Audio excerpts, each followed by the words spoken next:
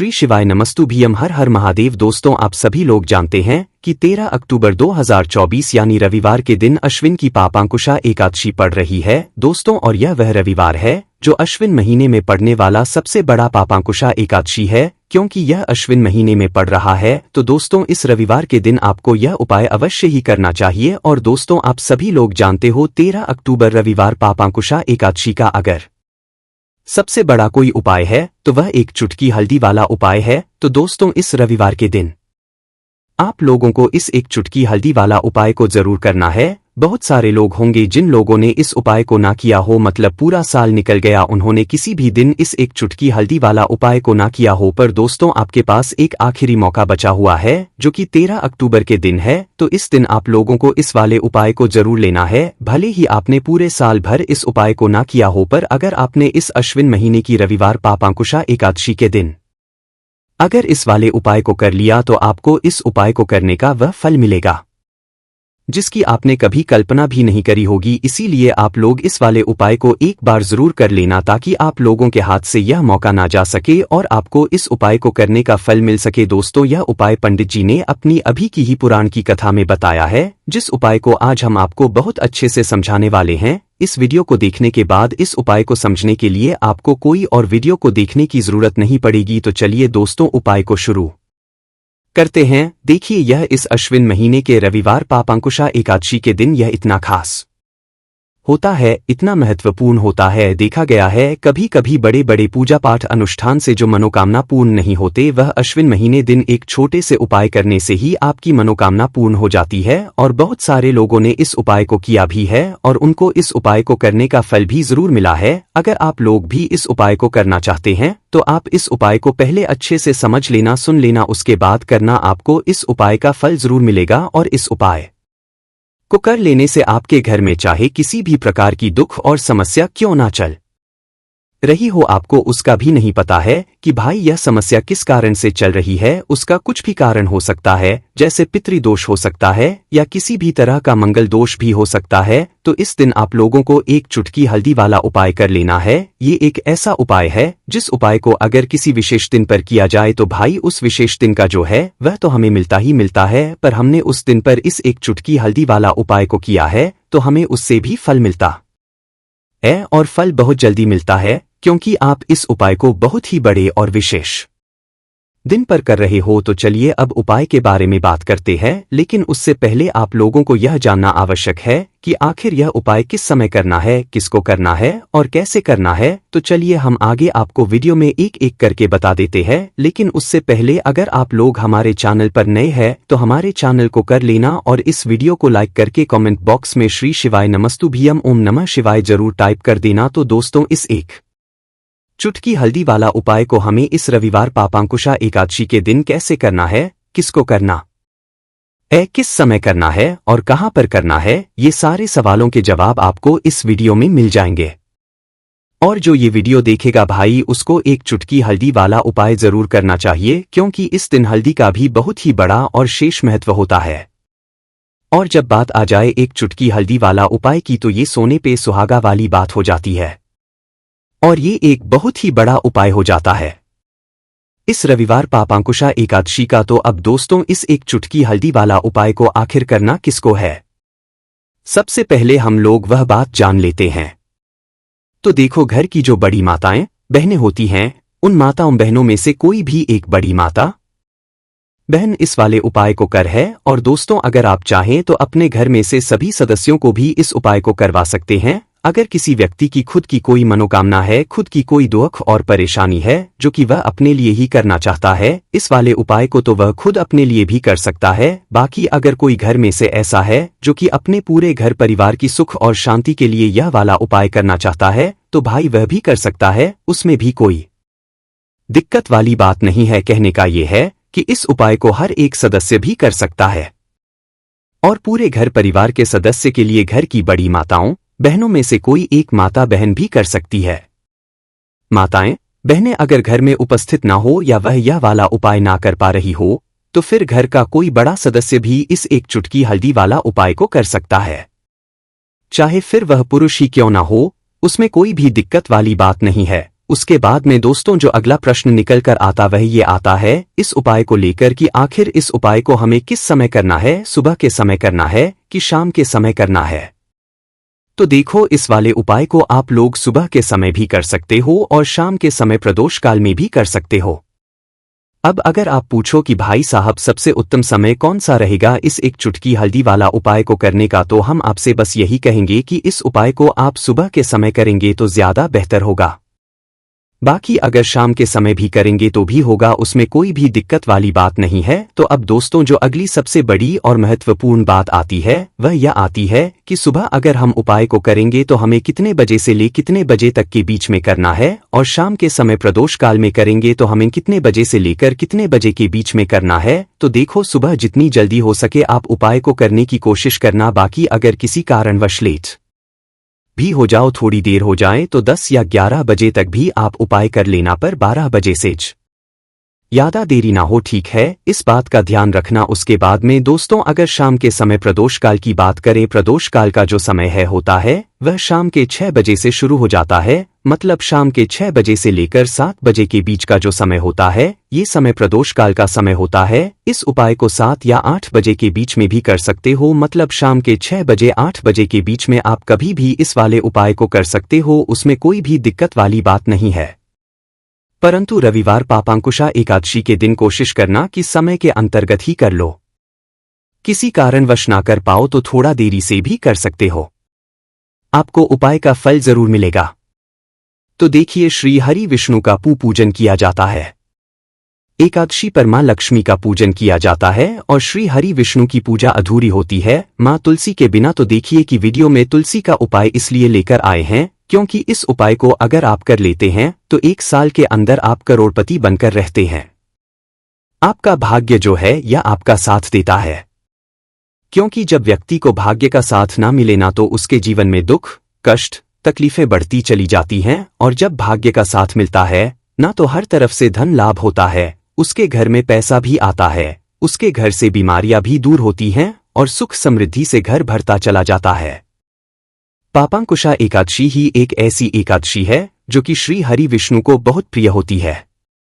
अब देखिए इस दिन उपाय करते हैं आप, पूजा पाठ श्री हरि विष्णु की करते हैं ना तो आप ऐसा समझ लीजिए मोक्ष के द्वार भी खुल जाते हैं और आपके जीवन के जितने भी कष्ट हैं, दुख हैं, वो दूर हो जाते हैं। अब तुलसी मैया का उपाय है तो श्री हरि विष्णु तो आपसे प्रसन्न होकर ही रहेंगे, और श्री हरि विष्णु को जो प्रसन्न कर लेता है मां लक्ष्मी तो स्वयं उस व्यक्ति से प्रसन्न हो जाती है, क्योंकि जहां श्री हरि विष्णु वहां पर धन की देवी मां लक्ष्मी वास करती है। जब श्री हरि विष्णु योग निद्रा से जागते हैं तब सबसे पहले दर्शन किसका करते हैं? मां तुलसी का करते हैं। इसीलिए एकादशी पर तुलसी का यह उपाय आपको जरूर करना है। अब चलिए बात कर लेते हैं उपाय को करने के लिए आपको क्या क्या यहाँ पर लेना है। 1 चुटकी या 2 चुटकी पिसी हुई हल्दी लेनी है, 1 दीपक लेना है, चाहे आटे का ले लीजिए या फिर मिट्टी का लीजिए, शुद्ध देसी घी लेना है, शुद्ध देसी घी भरना है और दीपक कर लेना है तैयार। अच्छा आटे का दीपक तैयार कर रहे हैं तब तो बहुत उत्तम है। अब बहुत सारे लोग हैं जो कहेंगे कि आटे का दीपक नहीं बनाना आता है या तैयार नहीं कर सकते, कोई बात नहीं, मिट्टी का ले लीजिए, आस्था सच्ची होनी चाहिए है ना। अब यह दीपक जब आप तैयार कर लेंगे शाम के समय में, एकादशी वाले दिन शाम के समय में तुलसी जी के पौधे के पास आपको बैठना है और यह दीपक आपको या थोड़े से फूल रखकर, ठीक है ना, नीचे फूल रख ले या कोई प्लेट रख ले, उसके ऊपर रखकर ही आपको यह दीपक लगाना है श्री हरि विष्णु के लिए। यानी दीपक कहाँ लगाएंगे? तुलसी जी के पौधे के पास। लेकिन लगाना किसके लिए है? श्री हरि विष्णु के लिए, क्योंकि जब भी आप श्री हरि विष्णु के लिए तुलसी जी के पौधे के पास दीपक लगाते हैं, माँ तुलसी बिना कहे आपके जीवन के सारे कष्टों को, सारे दुखों को दूर करती है। इसीलिए जब भी एकादशी पर तुलसी के पौधे के पास यह हल्दी वाला दीपक लगाएंगे ना तो रातों रात आपका भाग्य चमक जाएगा। तो जरूर से इस उपाय को करिए और देखिए आपका भाग्य जो है वह कैसे चमकता है।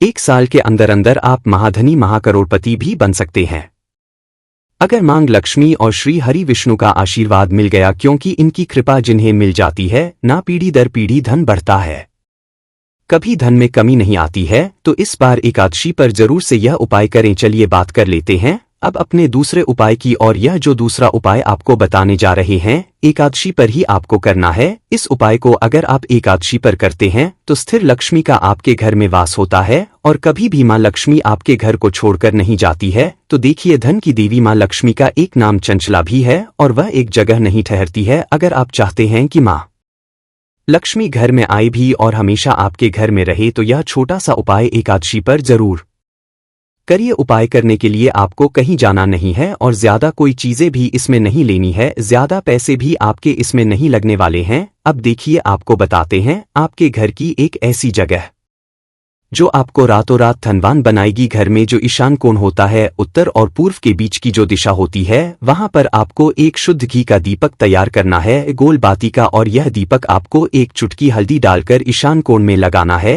अब देखिए, ये जो ईशान कोण होती है यानी उत्तर और पूर्व के बीच की जो दिशा होती है, ये जो स्थान होता है, यह माँ लक्ष्मी की दिशा होती है, यह भगवान कुबेर की दिशा होती है, यही दिशा होती है भगवान गणपति की जो रिद्धि सिद्धि के साथ घर में आते हैं, प्रथम पूजनीय भी हैं और सबसे बुद्धिमान भी है। और धन की देवी माँ लक्ष्मी हमेशा किसके साथ रहती है, उनका पूजन किसके साथ होता है? भगवान गणेश के साथ, क्योंकि माँ लक्ष्मी ने स्वयं कहा है कि जब भी मेरा पूजन होगा भगवान गणेश का पूजन उनके साथ जरूर किया जाएगा, तभी उनकी पूजा सफल होगी और पूरी होगी। और इसीलिए जब हम दीपावली पर पूजन करते हैं तो माँ लक्ष्मी के साथ साथ हम भगवान गणपति का पूजन जरूर करते हैं। वैसे भी भगवान गणपति प्रथम पूजनीय है तो उनका पूजन सबसे पहले किया जाता है। तो शुद्ध घी का जो दीपक आपने तैयार करना है, ये माटी का भी आप ले सकते हैं, आटे का भी ले सकते हैं। ये दीपक आपको घर के ईशान कोण में लगाना है। शाम के समय का उपाय है, इतना उपाय कर लीजिए। साथ ही साथ 2 दीपक घर के मुख्य द्वार पर लगा दीजिए, क्योंकि मुख्य द्वार ही है जहां पर सबसे पहले माँ लक्ष्मी की नजर पड़ती है और वह आपके घर में प्रवेश करती है। तो घर की यही दिशा जो धनवान बनाएगी,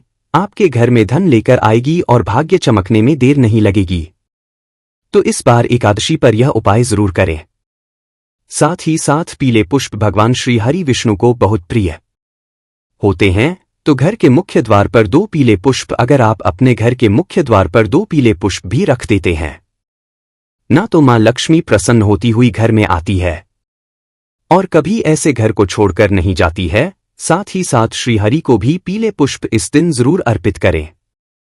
चलिए जल्दी से बात कर लेते हैं अब अपने तीसरे उपाय की, जो कि एकादशी का बहुत बड़ा उपाय है, क्योंकि इस उपाय को करने से आपकी मनोकामना पूरी होगी और आपके काम में जो भी रुकावट आ रही होगी, जो भी काम आप करना चाहते हैं बार बार अटक रहा है, हो नहीं पा रहा है, तो इस बार एकादशी पर यह उपाय कर लीजिए। कितना भी बड़ा काम होकर रहेगा और कोई अड़चन उसमें नहीं आएगी। मतलब बहुत सारे लोग हैं जो नया शुरू करना चाहते हैं या जो बिजनेस कर रहे हैं, जो व्यापार कर रहे हैं, उसको बहुत आगे बढ़ाना चाहते हैं, लेकिन बहुत बार जीवन में समय ऐसा आ जाता है, ऐसा लगता है कि एक ही जगह अटक गए हैं, इससे आगे ही नहीं बढ़ पा रहे हैं, धन में वृद्धि नहीं हो रही है, जीवन में आगे नहीं जा रहे हैं। तो इस बार एकादशी पर यह छोटा सा उपाय करिए और फिर इसका चमत्कार देखिए। देखिए, पीला रंग श्री हरि विष्णु का सबसे प्रिय रंग है। आपको क्या करना है, कोई भी एक पीली मिठाई लेनी है और पीले रंग का एक वस्त्र लेना है। अच्छा, पीले रंग का वस्त्र अगर आप बड़ा ना ले पाएं तो कोई बात नहीं, छोटा सा रुमाल ले लें जिसका रंग पीला हो, पीले रंग की मिठाई, पीले रंग का रुमाल और एक दीपक, ये तीनों चीजें आपको श्री हरि विष्णु के मंदिर में लेकर जानी है। अगर पीले पुष्प मिल जाए तो वो भी ले लें, गेंदे का फूल पीला होता है, वही आप ले लें।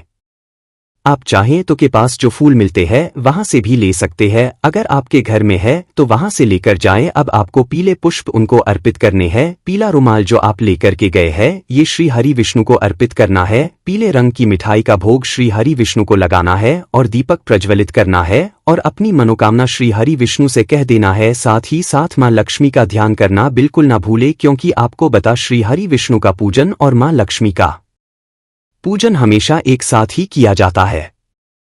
तो आपके घर के आसपास जहां भी श्री हरि विष्णु का कोई मंदिर हो या ऐसा कोई मंदिर हो जहां श्री हरि विष्णु की कोई मूर्ति हो, कोई प्रतिमा हो, वहां पर जाकर आपको एकादशी में इस उपाय को करना है। चाहे सुबह को कर लेना, चाहे शाम को कर लेना, फिर देखना आपका भाग्य कैसे चमकेगा और आपकी बड़ी से बड़ी मनोकामना को भी श्री विष्णु बहुत जल्दी पूरा कर देंगे। तो दोस्तों, यह जो रविवार है आश्विन महीने में पड़ने वाला सबसे बड़ा रविवार पापांकुशा एकादशी तिथि है। क्योंकि सावन महीने के बाद आश्विन का रविवार एकादशी तिथि पड़ रहा है, जिसका बहुत ही बड़ा और विशेष महत्व होता है। और ऐसा दिन पूरे साल में सिर्फ एक ही बार आता है।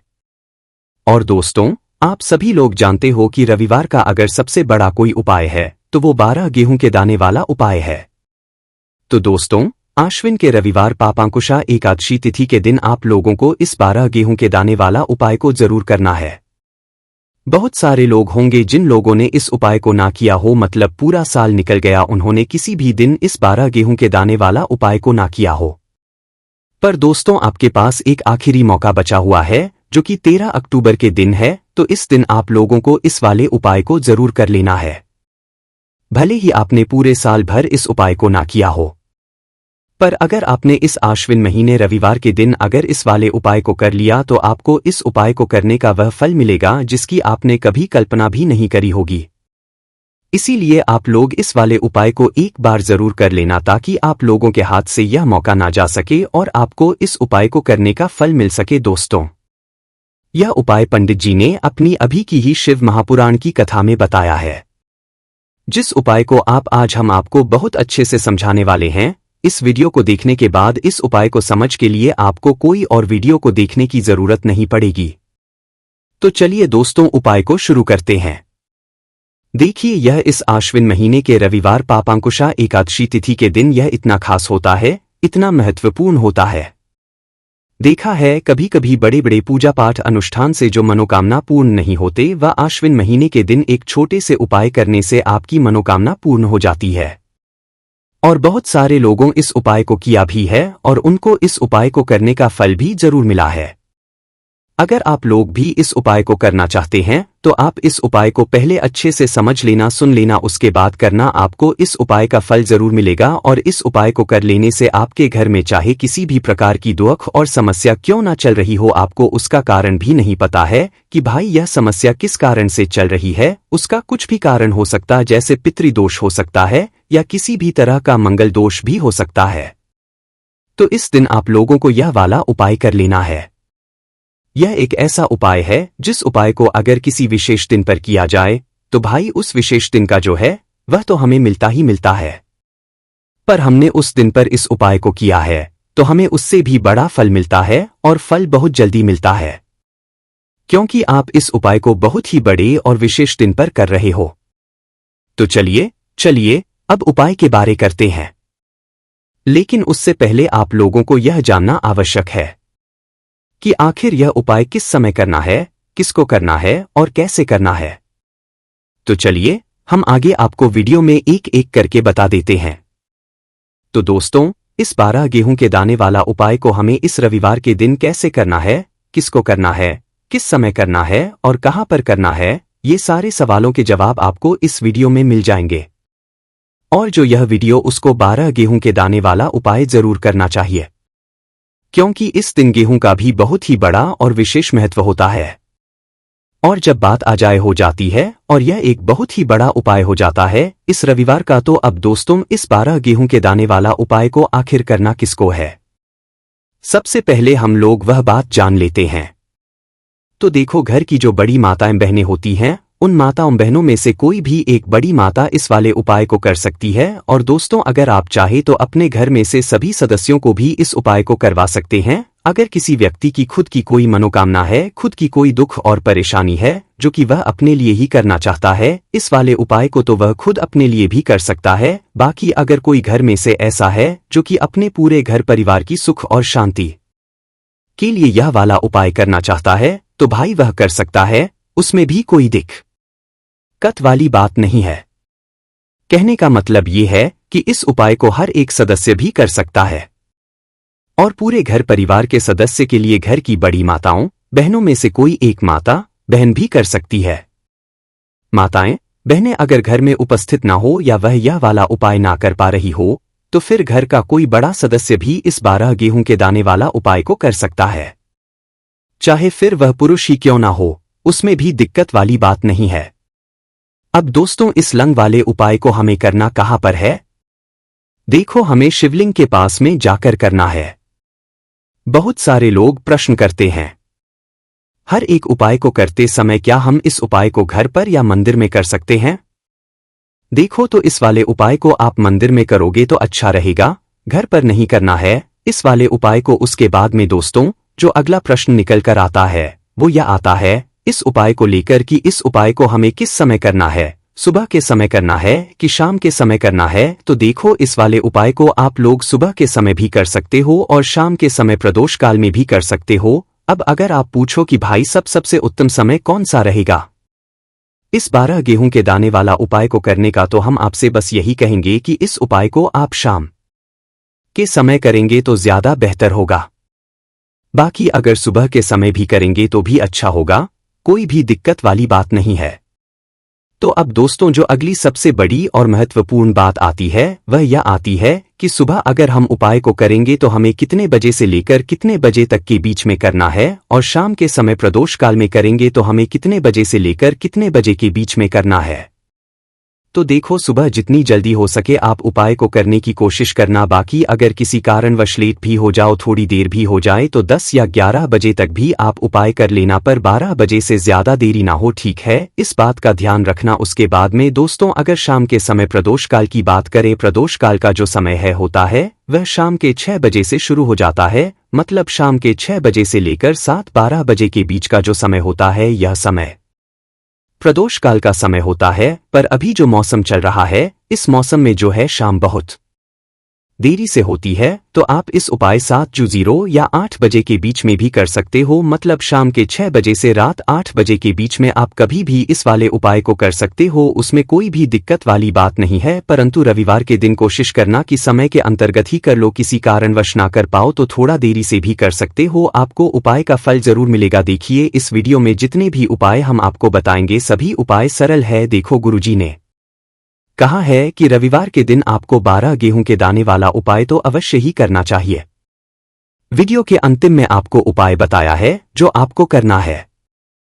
देखो आगे बढ़ने से पहले वीडियो को एक लाइक जरूर करें। देखो सबसे पहला उपाय, यदि आपके जीवन में कर्जा बहुत अधिक है, आपके जीवन में संकट बहुत अधिक रहते हैं, आपके ऊपर बहुत अधिक विपदा आ रही है, बार बार आपको अपने व्यापार में और अपने धन में हानि देखने को रही है, यानी कि आपको प्रत्येक कार्य में हानि हो रही है, तो आपको यह उपाय करना चाहिए। देखिए इस उपाय के लिए आपको 12 गेहूं के दाने आपको लेने हैं, ठीक है ना? ले लेना। लेने के बाद में आपको जरूरत होगी चावल के दानों की। कितने साथ चावल के दाने? गेहूं के साथ दाने और चावल के साथ दाने कहोगे भैया गेहूं हमें नहीं मिलती है, इस टाइम पे अभी गेहूं की कटाई खत्म हुई है, इजिली आपको किसी भी किराना स्टोर पे 12 गेहूं के दाने मिल जाएंगे, जाके ले लेना, ठीक है ना? गेहूं 7 चावल के दाने लेंगे, साथ ही साथ आपको इस तरीके से एक तांबे का लोटा लेना है ना। उस तांबे के लोटे में आपको जल भरना। जल आपका खुद के घर का होना चाहिए, मंदिर का नहीं होगा। पहुंच जाएंगे महादेव के शिवलिंग के पास में। शाम के टाइम पे प्रदोष काल में मन है घर पे करो, मन है मंदिर में करो। फेस रखना कौन सी दिशा? उत्तर दिशा, नॉर्थ डायरेक्शन। अब यहाँ पे जो मैं आपको क्रम बताने जा रहा हूं ना, उस मेरे क्रम को बहुत ध्यान से सुनिए।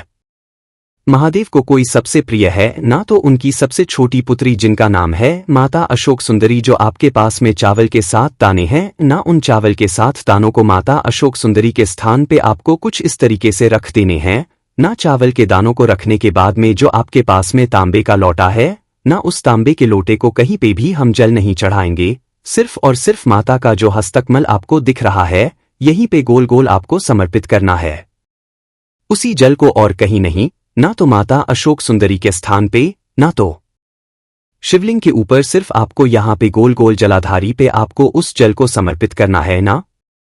अब आपके पास में बचे हुए हैं 7 गेहूं के दाने। अरे बचे हैं कि नहीं बचे हैं? उन्हीं 7 गेहूं को दाने को आपको अपनी मनोकामना अपने विशेष कहते हुए महादेव के शिवलिंग के ऊपर अगर आप प्रदोष के दिन प्रदोष काल में कर देते हैं तो आपकी जो भी मनोकामनाएं होंगी, जो भी विशेष होंगी, मनोकामनाएं पूरी जरूर करते हैं। अन्न को समर्पण करने से, उस खासकर गेहूं को समर्पण करने से हमारी इच्छाएं पूरी होती हैं, और अगर वो दिन प्रदोष का दिन हो तब तो इससे सुंदर सहयोग कुछ भी नहीं हो सकता। आपकी इच्छाओं को पूरा करने के लिए बहुत स्पेशल, बहुत प्यारा सा उपाय आप सभी को जरूर करना है। ध्यान ना रखिएगा, यह उपाय प्रदोष काल में करना है, सुबह के टाइम नहीं कर सकते। ठीक, चलो तो पहले उपाय की तो हमने यहाँ पे बात कर ली है। देखिए, इस उपाय के लिए आपको मात्र एक लौंग का जोड़ा लेना है, यानी कि 2 फूल वाली लौंग लेनी है। साथ में आपको मात्र थोड़ा सा शहद लेना होगा और इसी के साथ में आपको तांबे के पात्र के अंदर शुद्ध जल लेना होगा। अब देखिए, इन सभी सामग्रियों को लेकर के आपको भगवान शिव के मंदिर में पहुंच जाना है। देखिए, ये उपाय आप सुबह से लेकर शाम तक कर सकते हैं। तो वह सबसे पहले तो आपके पास जो 2 फूल वाली लौंग है, उन्हें आपको शहद के अंदर अच्छे से डुबो है, यानी कि दोनों आपको अच्छे से शहद का लेपन कर देना है। अब आपको जो आपके पास एक लोटा जल है, सबसे पहले तो उसे शिवलिंग पर धीरे धीरे समर्पित करना है और श्री शिवाय नमस्तु भयंकर इसका जाप करते हुए समर्पित कर देना है। अब आपके पास जो 2 फूल वाली लौंग है, शहद से उसे आपको शिवलिंग पर अर्पित करना है और आपको प्रार्थना करनी है कि जीवन में जो रोग की स्थिति है वह समाप्त हो, जीवन के जो संकट और समस्याएं हैं वह सभी समाप्त हो, जीवन जो कर्ज की समस्या है वह समाप्त हो। इस प्रकार से प्रार्थना करते हुए यह जो 2 फूल वाली लौंग ही शहद संयुक्त इससे आपको शिवलिंग पर अर्पित कर देनी है। आपकी जो भी समस्या होगी इस रविवार के दिन अवश्य ही समाप्त हो जाएगी। तो इस प्रकार से आपको पहला उपाय करना है। अब हम बात कर लेते हैं दूसरे उपाय के बारे में। देखिए, यह उपाय आपके लिए सर्वश्रेष्ठ होने वाला है। देखिए, इस उपाय के लिए आपको मात्र 5 हरे मूंग के दाने आपको साबुत लेने हैं, खंडित नहीं होने चाहिए। इस बात का ध्यान रखें और इसी के साथ मैं आपको एक तांबे के पात्र के अंदर अपने घर से शुद्ध जल ले लेना है। अब दोस्तों, इन सभी सामग्रियों को लेकर के आपको सीधे पहुंच जाना है भगवान शिव के मंदिर में। देखिए, इस उपाय को भी आप सुबह भी कर सकते हैं और शाम के समय में भी कर सकते हैं। देखिए, भगवान शिव के मंदिर में पहुंचने के बाद आपके पास जो 5 हरे हैं, उनमें से पहला जो हरा मूंग है, आपको शिवलिंग के सामने जो नंदी महाराज होते हैं और उनका जो पैर उठा हुआ होता है, वहां पर आपको पहला हरा मूंग समर्पित कर देना है और आपको इसका जाप कर लेना है। फिर आपको दूसरा हरा मूंग लेना है और शिवलिंग पर जो श्री गणेश जी वाला स्थान होता है, वहां पर आपको यह दूसरा हरा मूंग समर्पित कर देना है, यानी कि शिवलिंग के सीधे तरफ आपको यह दूसरा हरा मूंग समर्पित करना है और आपको ओम नमः शिवाय या फिर श्री गणेशाय नमेश का जाप कर लेना है। तीसरा हरा मूंग का दान आपको भगवान शिव की सबसे प्रिय पुत्री माता अशोक सुंदरी वाले स्थान पर समर्पित करना होगा। शिव की जो जलाधारी होती है, जहां से जल बह करके आता है, उसी जलाधारी के बीच में जो कहीं कहीं उठी हुई लाइन होती है सांप की आकृति के रूप में, वहीं पर आपको तीसरा हरा मूंग समर्पित करना है और फिर आपको ओम नमः इसका जाप कर लेना है। अब दोस्तों, चौथा जो हरा मूंग है, उसे आपको भगवान कार्तिकेय जी का जो स्थान होता शिवलिंग पर, वहां पर आपको यह चौथा हरा मूंग का दाना समर्पित कर देना है और आपको इसका जाप कर लेना है। अब दोस्तों, आपके पास जो 5वां और अंतिम हरा मूंग बचा हुआ है, उससे आपको उससे जल के पात्र के अंदर डाल देना है और इस हरे मूंग से युक्त जल से आपको भगवान शिव के शिवलिंग का कर देना है। जल आपको बिल्कुल धीरे धीरे समर्पित करते जाना है और लगातार आपको शिव महापुराण के मूल श्री शिवाय नमस्तुभ्यम इसका जाप करते रहना है। फिर आपको शिवलिंग के सामने बैठकर, यदि आप अपने बच्चों के लिए यह उपाय कर रहे हैं, यदि आप अपने बच्चों की बुद्धि, ज्ञान और विवेक के लिए उपाय कर रहे हैं, तो उसके लिए आपको प्रार्थना कर लेनी है। या फिर व्यापार में वृद्धि करने के लिए यह उपाय कर रहे हैं, तो उसकी कामना करते हुए को प्रार्थना कर लेनी है। या फिर अपनी नौकरी के लिए कर रहे हैं, या फिर अपने इंटरव्यू के लिए, या फिर धन की प्राप्ति के लिए कर रहे हैं, जिस भी कामना के लिए आप उपाय कर रहे हैं, उसे परिपूर्ण करने के लिए आपको महादेव से प्रार्थना कर लेनी है और फिर आपको वापस अपने घर आ जाना है। पूज्य गुरुजी ने कहा है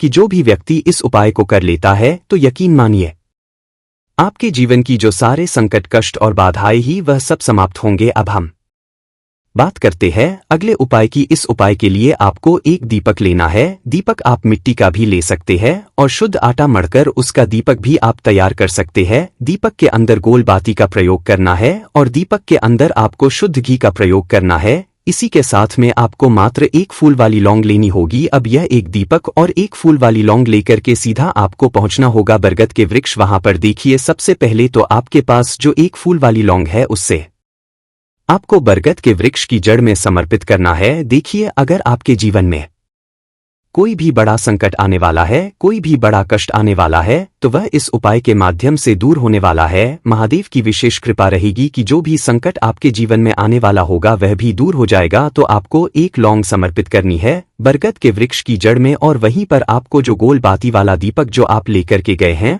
उसे भी वहां पर प्रज्वलित कर देना है वटकेश्वर महादेव का नाम जाप करते हुए। देखिए, जब भी आपको जीवन में इस साल लगने लगे कि आपके जीवन में कुछ भी अच्छा नहीं चल रहा है, तब भी आपको ये उपाय करना है। तो इस प्रकार से आपको यह उपाय करना है। अब हम जान लेते हैं चौथे विशेष उपाय के बारे में। देखें, यदि आपके विवाह में शादी में कोई भी समस्या आ रही है, यदि आपका जो कर्ज है वह दिन बढ़ते ही जा रहा है, तो आपको यह चमत्कारी उपाय करना चाहिए। कोई भी समस्या अगर जीवन में है तो उसे दूर करने के लिए आपको उपाय करना चाहिए। मंगल दोष से जुड़ी हुई समस्या भी है, तब भी आपको यह उपाय करना चाहिए। देखिए, इस उपाय के लिए आपको एक तांबे के पात्र के अंदर अपने घर से शुद्ध जल लेना है और इसी के साथ में आपको एक चुटकी लाल चंदन लेना होगा। अब आपको क्या करना है कि जो लाल चंदन आप लिया है उसे आपको उससे जल के पात्र के अंदर डाल देना है और यह जल जो है आपको लाल चंदन से युक्त तैयार कर लेना है और यह लाल चंदन से युक्त जल आपको भगवान शिव के मंदिर में लेकर के पहुंचना है। लेकिन यह उपाय भी आप सुबह से लेकर के शाम तक कर सकते हैं।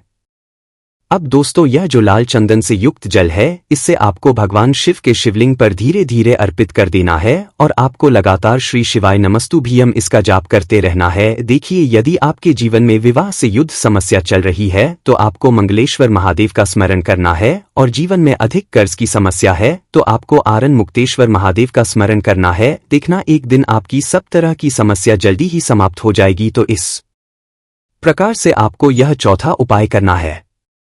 अब हम जान लेते हैं अंतिम और पांचवें उपाय के बारे में। देखिए, रविवार का दिन है और हनुमान जी भगवान शिव के रुद्र अवतार हैं, तो यह उपाय और खास हो जाता है। तो यह जो उपाय है विशेषकर आपको हनुमान जी के वहां पर ही करना होगा। देखिए, जब भी आपको ऐसा लगने लगे कि आपके जीवन में जो कर्ज है वह समाप्त ही नहीं हो पा रहा है, दिन प्रतिदिन बढ़ाते ही जा रहा है, कष्ट जो है वह दिन प्रतिदिन बढ़ाते ही जा रहे हैं, कष्ट जो है वह समाप्त ही नहीं हो पा रही है, यानी कि जीवन में जब भी कोई विपदा आती है, संकट आता है, तो हमें संकट मोचन हनुमान जी के में जाना चाहिए। लेकिन यह उपाय बहुत ही खास है। इस उपाय के लिए आपको एक चौमुख दीपक तैयार करना होगा। आपको एक दीपक लेना है।